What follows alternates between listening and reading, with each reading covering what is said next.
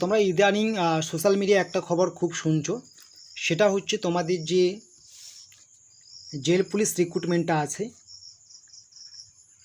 Jail police recruitment, এখানে নাকি তোমাদের সিলেবাসে পরিবর্তন হতে চলছে, বা তোমাদের সিলেকশন প্রসেসে পরিবর্তন হতে চলছে, বা তোমাদের এক্সাম প্যাটার্নে বা কোশ্চেন প্যাটার্নে একটা বড় পরিবর্তন হতে চলছে। তার জন্যই নাকি তোমাদের রিক্রুটমেন্টটা পেন্ডিং আছে, এতদিন ধরে কোনো খোঁজ খবর নেই। সত্যি কি তোমাদের এই কারণেই পেন্ডিং রয়েছে ডাব্লিউবি জেল পুলিশ পরীক্ষাটা? বিভিন্ন জায়গায় খবরটা প্রচারিত হয়ে গেছে। তাহলে কি জেল পুলিশ পরীক্ষা যতদিন না তোমাদের এই নতুন করে কোশ্চেন প্যাটার্ন, সিলেকশন প্রসেসটা আবার নোটিশের মাধ্যমে জারি না করা হচ্ছে, ততদিন তোমাদের এই পরীক্ষাটা পেন্ডিং থাকবে। তার মানে আরও ধরে রাখতে পারো 1 ইয়ার্স। কারণ এই সমস্ত কার্যকলাপ, কোশ্চেনের যে প্যাটার্ন চেঞ্জ করা বা সিলেকশন প্রসেস চেঞ্জ করা, এগুলো কিন্তু একটা সময় সাপেক্ষের ব্যাপার। যেমন তোমাদের জেল পুলিশে 1 এক্সাম হয়, সেটাকে হয়তো 2 এক্সাম করার পরিকল্পনা চলছে। তাহলে তো তোমাদের জেল পুলিশের জন্য আরও অনেকটা সময় অপেক্ষা করতে হবে, ঠিক আছে? প্রায় 1 ইয়ার প্লাস তোমাদের অপেক্ষা করতে হবে। সত্যি কি এটা সত্যি? এর উত্তর আমি বলবো, এই যে খবরটা প্রচারিত হয়েছে এটা পুরোপুরি ফেক্স।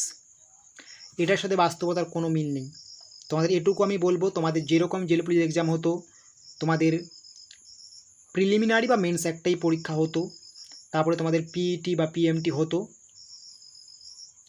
ইন্টারভিউ হতো। এভাবেই কিন্তু সিলেকশন প্রসেসটা এবারও হবে, এবং এক্সাম যেরকম প্যাটার্ন বা কোশ্চেন প্যাটার্ন যেরকম সেরকমই সেম টু সেম থাকছে, কোনো কিন্তু পরিবর্তন হচ্ছে না। এটা কিন্তু মাথায় রাখবে।